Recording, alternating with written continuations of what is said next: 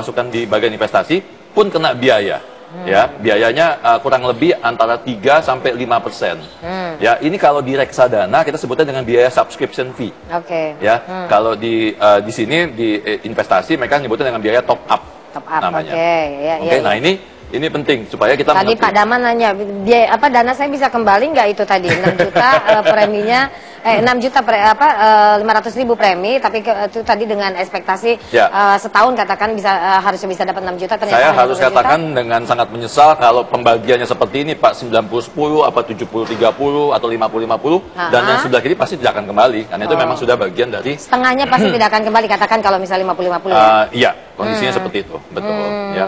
Nah terus jangan lupa juga bahwa tadi ada kemarin ada asuransi ada investasi. Apakah kita harus memperbesar porsi meminta kepada agennya gitu kan porsinya lebih besar untuk yang investasi Mas Aidil? Bisa saja, boleh saja, boleh saja. Di beberapa kasus, di beberapa contohnya misalnya bank assurance, komposisinya memang saya temukan di kasus-kasus ya di klien-klien, komposisi investasi lebih besar daripada asuransinya. Tapi bukan berarti kemudian menghilangkannya ini tetap hilang. Ini tetap hilang. Ini tetap kena biaya. Tapi kan yang hilang yang di sini biaya akuisisi jadi lebih kecil gitu kan? Betul. Nggak ada jalan-jalan buat agent Kita ke pemirsa lagi ada dari Surabaya, Ibu Rina, silakan Bu Rina. Selamat pagi. Pagi Ibu. Silakan. Mas saya mau tanya, saya ini sudah ikut asuransi pendidikan ya, sudah dapat 4 tahun. Sepertinya para pakar perencana keuangan tuh nggak nyaranin untuk ikut asuransi pendidikan gitu loh. Nah, ini rencananya saya dapat 7 tahun sudah saya ambil kira-kira dapat 50 juta. Nah itu ingin saya masukkan ke reksadana atau saham yang kiranya nanti returnnya ini anak saya kan lulus masuk perguruan tinggi kurang 15 tahun lagi. Berarti saya bisa investasikan 50 juta itu selama 15 tahun itu investasinya kemana ya Mas ya? Baik. Pertanyaan Ibu Rina ini nanti dijawab selepas selingan. Nah pemirsa tetap bersama kami dalam Your Money.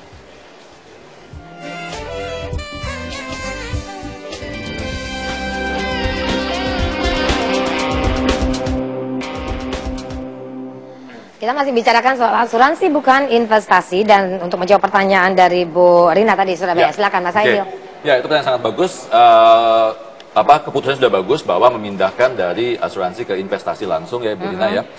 Pilihan produknya banyak ya. Salah satunya yang memang cukup kita lihat dulu kenaikan dana pendidikannya berapa. Kalau kenaikan dana pendidikan di atas 20%, di atas 25%, berarti pilihannya memang harus ke produk-produk pasar modal, saham atau reksadana saham itu jadi pilihan yang tepat dan tidak masalah resikonya karena dipakainya untuk jangka panjang, masih 15 tahun lagi. Dan kembali lagi tadi, itu adalah keputusan yang tepat yang sudah dilakukan, memindahkan, kalau memang mau investasi mendapat return yang lebih besar, memindahkan asuransi itu tadi ke investasi.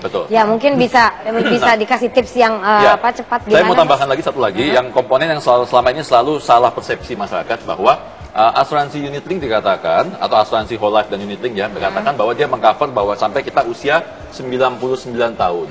Ya, dan ini memang betul sekali di cover sampai kita usia 99 tahun. Kemudian persepsinya yang salah adalah bahwa kalau kita sudah bayar premi 5 tahun atau 10 tahun, kita nggak perlu bayar premi lagi. Itu betul bahwa kita bayar ke perusahaan asuransi bayar 5-10 tahun nggak perlu bayar premi. Karena nanti di cover dari hasil ini kan investasinya. Tapi bukan berarti bahwa kita nggak bayar premi sama sekali. Di dalamnya sini mesinnya ini internally itu ada tadi biaya coy dan cor, dan biaya coy dan cor ini atau cost of insurance atau biaya asuransi premi asuransinya akan dipotong seumur hidup kita sampai kita meninggal dunia. Ya, jadi bukan 5 tahun 10 tahun, tapi seumur hidup sepanjang polisi ini berjalan sampai kita meninggal dunia. Dan kalau dalam kondisi-kondisi tertentu di mana nilai investasi kita kurang, ya turun di bawah misalnya lagi crash kayak 2008, nilai investasi kurang, nasabah diminta untuk nambah lagi. Jadi tidak ada jaminan bahwa 5 tahun atau 10 tahun pembayaran premi itu selesai.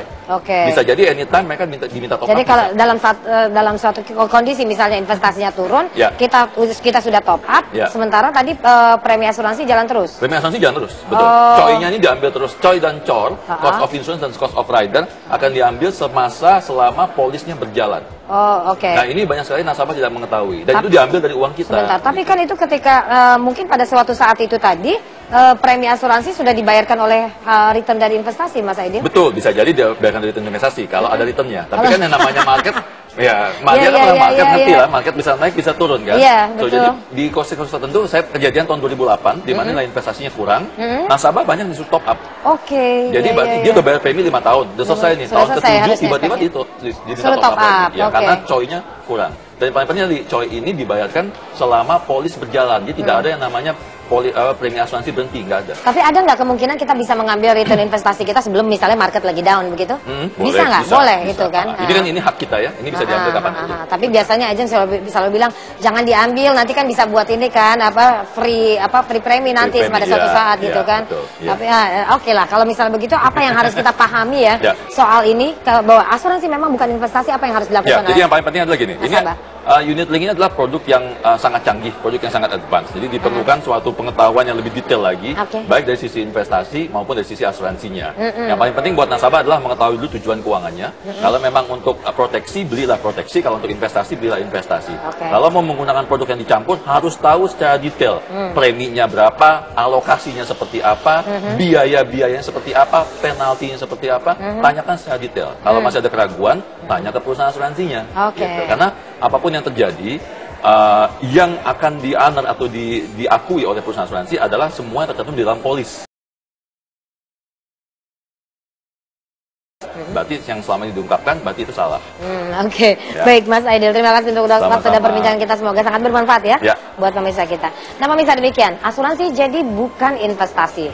Tepat memilih mana yang Anda butuhkan, apakah memang sebuah proteksi atau memang sebuah return dari investasi. Demikian perbincangan kita dalam Your Money bersama dengan Aidil Akbar Majid. Terima kasih atas partisipasinya. Kita lanjutkan lagi at 11 Show.